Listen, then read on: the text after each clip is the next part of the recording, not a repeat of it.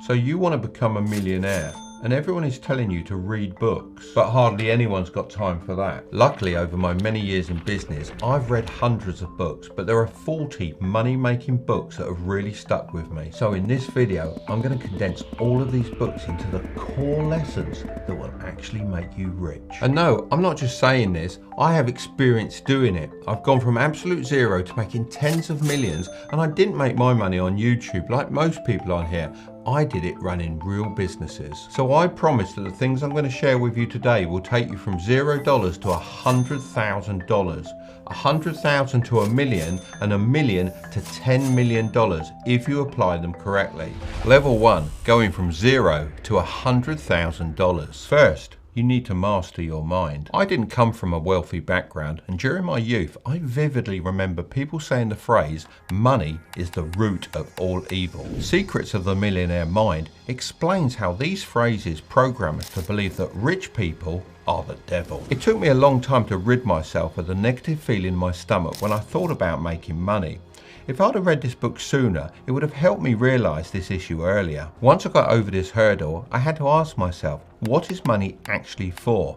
For me, the answer was freedom. The psychology of money puts it a little differently and says it's all about control, but I suppose the goal is the same, to be able to do whatever you want, whenever you want. It also touches on how there's a clear difference between the rich and the wealthy. Wealth is what you don't see. The car's not purchased, diamonds not bought, renovations postponed, clothes forgone, and first class upgrades declined. Unfortunately, many people don't even believe that they can become wealthy. I remember my school friends saying things like, I hope I can get an okay job when I graduate. They weren't even hoping for a good one. The magic of thinking big explains that people are setting their finish line too soon and therefore never have a shot at being successful.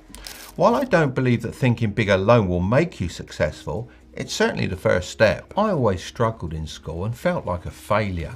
Interestingly, when I left and started working in the real world, I found that I kept winning. This was probably because I chose jobs I had an interest in rather than learning things I didn't care about at school. The winner effect talks about actual studies to back up this phenomenon.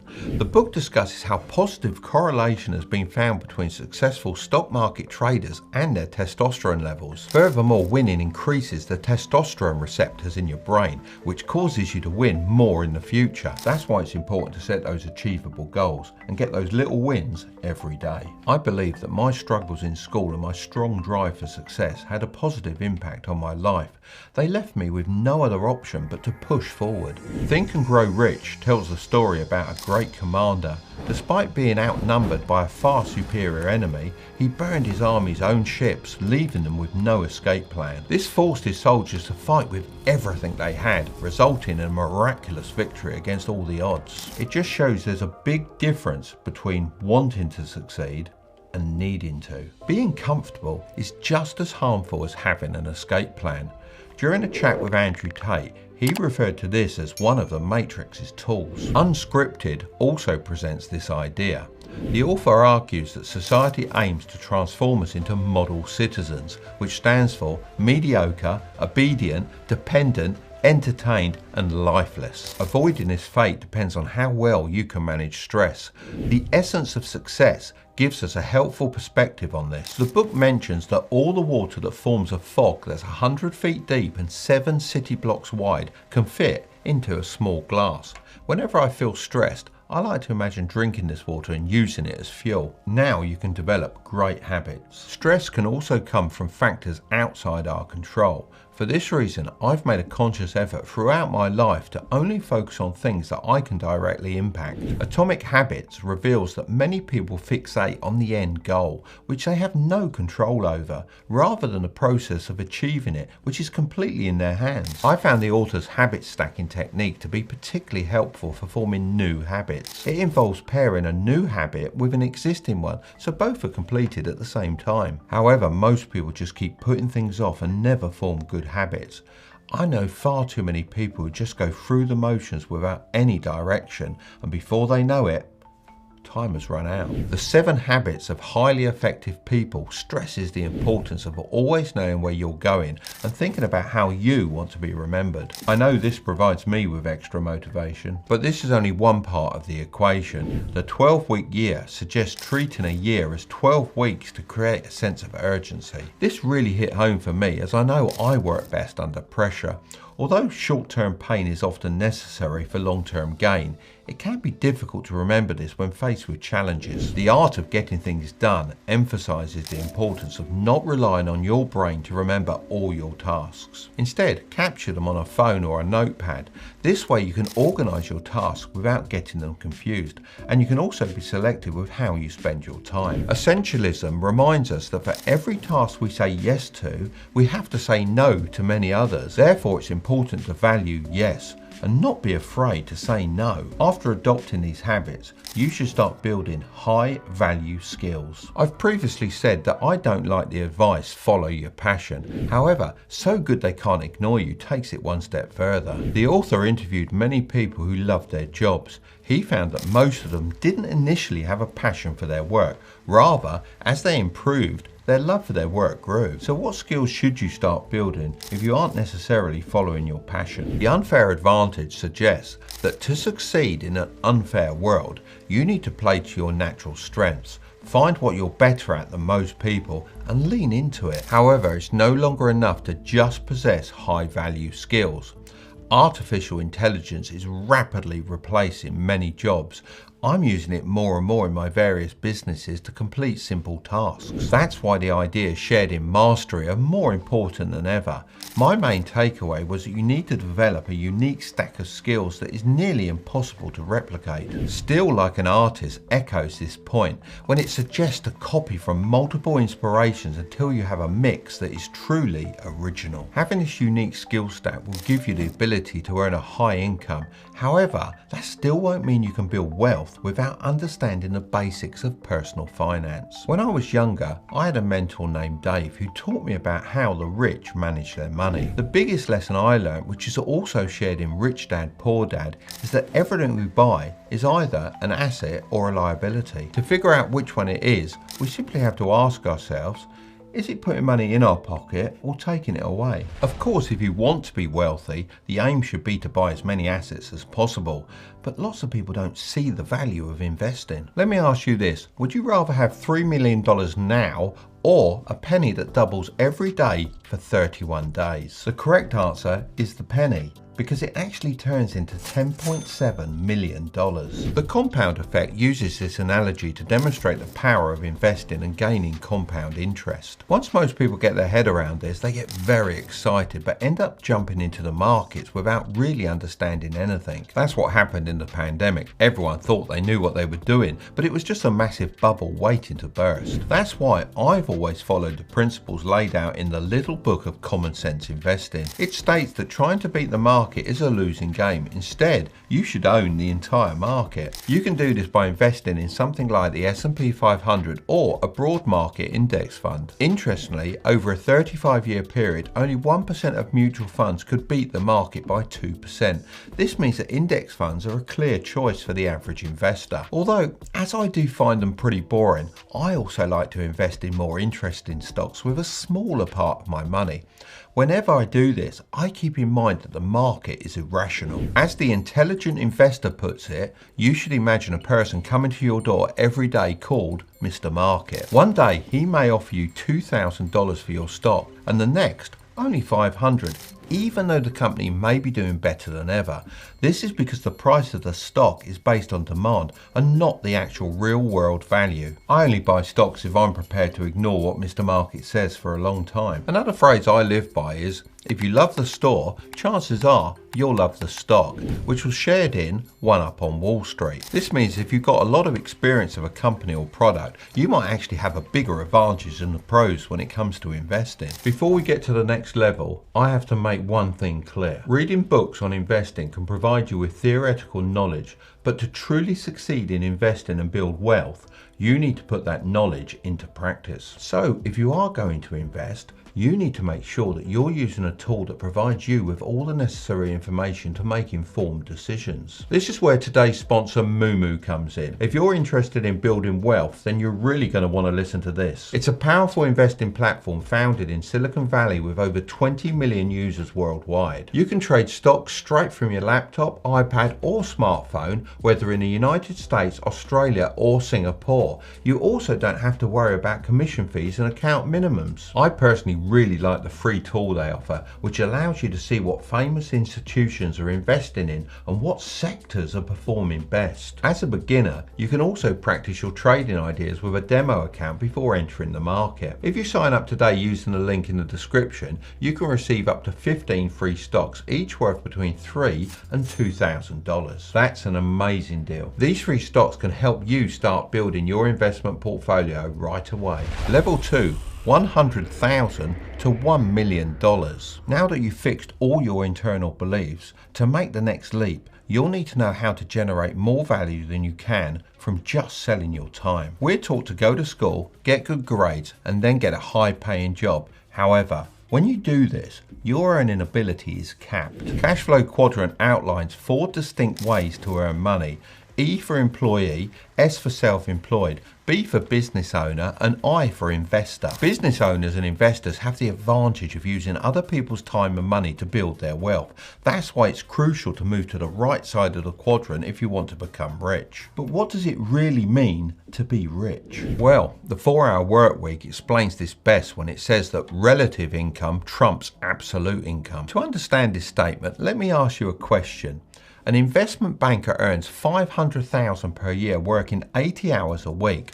On the other hand, an e-commerce entrepreneur earns $40,000 per year but only works 4 hours per week. Who's richer? If we look solely at absolute income, then the banker is clearly making more money. However, if we consider the time worked, the banker earns $120 per hour, whereas the entrepreneur earns $200 per hour. To take it one step further, the entrepreneur can actually already live the retired life that the banker dreams of, as he can operate from anywhere in the world. I'll take the entrepreneur route any day of the week. 0 to 1 states that the first step to starting a business is betting on a contrarian truth. This is the basis for most successful businesses. For example, Netflix had to bet on the fact that people wanted to binge watch TV shows at home, and Airbnb had to believe that people would be willing to stay in a stranger's house. For many people, the biggest hurdle is coming up with an idea. However, this is often easier than you might think. Disrupt You outlines an effective method, which is to write down 3 things that annoy you every day and think about how they could be done better. By doing this, you'll have 90 ideas to consider each month. When you have an idea, don't be afraid to share it with people that can help you. People tend to be too protective of their plans, but the truth is that an idea alone is usually not that great. The lean startup emphasizes the importance of execution and the use of the build, measure, learn feedback loop. This approach ensures that you don't create something nobody wants and allows you to pivot and adapt your idea as you go. There was an interesting study conducted on 108 new businesses across 30 industries. Out of these, 92 businesses chose to enter red oceans, while 16 adopted a blue ocean strategy. A blue ocean refers to a market that has little to no competition, while a red ocean is named so because of the fierce competitions between competitors. The study found that 39% of profits came from businesses in competitive markets, while 61% of profits came from those that used the blue ocean strategy. Furthermore, these businesses went on to dominate their industries for 10 to 15 years after launch. A good strategy for creating your own blue ocean is to become oversubscribed. Consider Ferraris. Many people want them, but not everyone can have one. Yet the people that run Ferrari aren't losing sleep over this, as they know that this scarcity keeps demand high and the car's highly desired. Every oversubscribed product has people who are willing to buy it but can't get their hands on it. When I'm driving up demand for my products, I always remember the core lesson from Breakthrough Advertising. This book is actually the most expensive book in the video. It states that you can't manufacture desires. Instead, your job is to create a product that fulfills the market's already existing desires. Level 3, $1 million to $10 million plus. Elon Musk wouldn't be nearly as successful as he is today if he didn't have the ability to inspire others to make his visions a reality. Influence, The Psychology of Persuasion is one of the best books on this topic. I've been using this principle in my model shops for years, as my employees are encouraged to help customers with quick repairs for free. I know that if we do this, the person's far more likely to come back in the future and make a much larger purchase. You can use this with anything, just focus on giving value and eventually it'll come back to you. Dealing with people comes with a lot of headaches. You can't compromise on your vision, but you also need to make sure that people don't resent you. Never Split the Difference says you can do this by using something called tactical empathy. The key is to empathize with someone's situation to get them to empathize with yours. People want to be heard, and as mentioned in How to Win Friends and Influence People, they don't want to be told they're wrong. The reality is, all humans are emotion-led creatures. They tend to make their decisions with this in mind and then justify their actions with logic. Pitch Anything explains this as having three different brains. The croc brain, which developed when we were mere animals, the midbrain, and the neocortex, where we make all of our decisions. Most people try to appeal to the neocortex when they want to sell something, but first you need to break through the croc brain. You can do this by using emotion and making what you're asking for as simple as possible. Leadership is something I've spent a lot of time learning about,